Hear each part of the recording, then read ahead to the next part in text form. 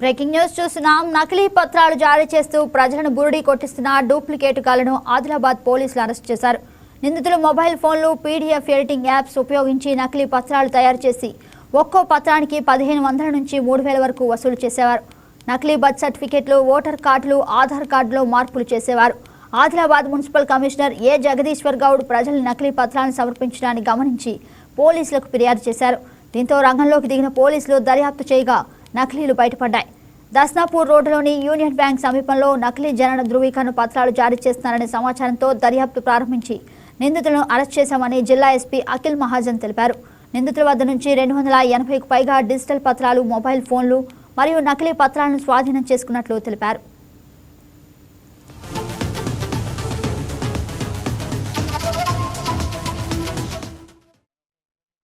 ఆ ఇన్ఫర్మేషన్లో మనం 5గురు పట్టుకున్నాము. ఊసా రవికుమార్, షేక్ అమీర్, అబ్దుల్ ముజాహిద్, అబ్దుల్ తన్వీర్, అడప సంతోష్, ఒక 6th జునేద్ వీళ్ళ టీం మెంబర్ ఒకరు ఎక్స్పాండింగ్ ఉన్నారు. వీళ్ళ పని ఏంటి అంటే ఎవరికి ఆధార్ కార్డ్ కావాలంటే వీళ్ళకి కోఆర్డినేట్ చేస్తే వాళ్ళ కోసం ఆధార్ కార్డ్ కోసం బర్త్ సర్టిఫికేట్ కావాలి, లేకపోతే ఎలక్షన్ కార్డు కావాలి, అట్లయినా వాళ్ళకి ఫేక్ కార్డ్ క్రియేట్ చేసి ఇచ్చారు. ఇప్పుడు చాలామంది మన బార్డర్ డిస్ట్రిక్ట్ ఉన్న వల్ల చాలామంది బయట నుంచి ఇక్కడ సెటిల్ చేస్తారు. సో వాళ్ళకి లోకల్ ఆధార్ కార్డ్ కావాలంటే అప్పుడప్పుడు వాళ్ళు అడుగుతారు.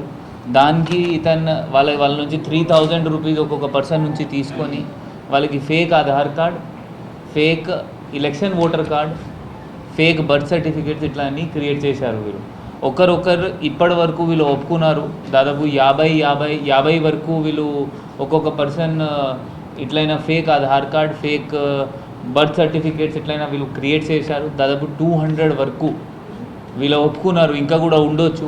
ఇప్పుడు వీళ్ళ అన్ని డీటెయిల్స్ మనం వీళ్ళ ఫోన్ నుంచి తీసాము. ఆ కన్సర్న్ డిపార్ట్మెంట్స్కి కూడా అన్నీ మనం పంపుతాము. ఎందుకంటే దానిలో కొంతమంది పెన్షన్ కోసం వీళ్ళకి అడిగారు. ఆ పెన్షన్ డిపార్ట్మెంట్కి, అన్ని డిపార్ట్మెంట్స్కి రికార్డ్స్ పంపి ఏమైనా ఈ Aadhaar card, birth certificate, voter card ఏమైనా డిపార్ట్మెంట్లో వాడుతున్నారంటే అది కూడా ఏమైనా బెనిఫిట్స్ వస్తున్నాయంటే అది కూడా మనం ఆపమని వాళ్ళ కన్సర్న్ డిపార్ట్మెంట్కి కూడా రిక్వెస్ట్ చేస్తాం. అందరితో మనవి, ఏమైనా మీరు చేంజెస్ చేయాలి మీ కార్డ్స్లో, ఆఫీషియల్ డాక్యుమెంట్స్లో, ఆ సర్టిఫైడ్ సెంటర్స్ ఉంటాయి, మళ్ళీ అక్కడే మాత్రమే పోవాల్సింది. వీళ్ళ దగ్గర మోసపోకండి.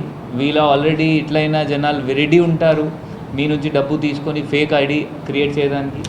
ఈ ఫేక్ ఐడి ఒకరోజు క్రియేట్ అయితే ఎప్పుడైనా బయట వస్తుంది, అప్పుడు కూడా మీ పైన కేసు నమోదవుతుంది.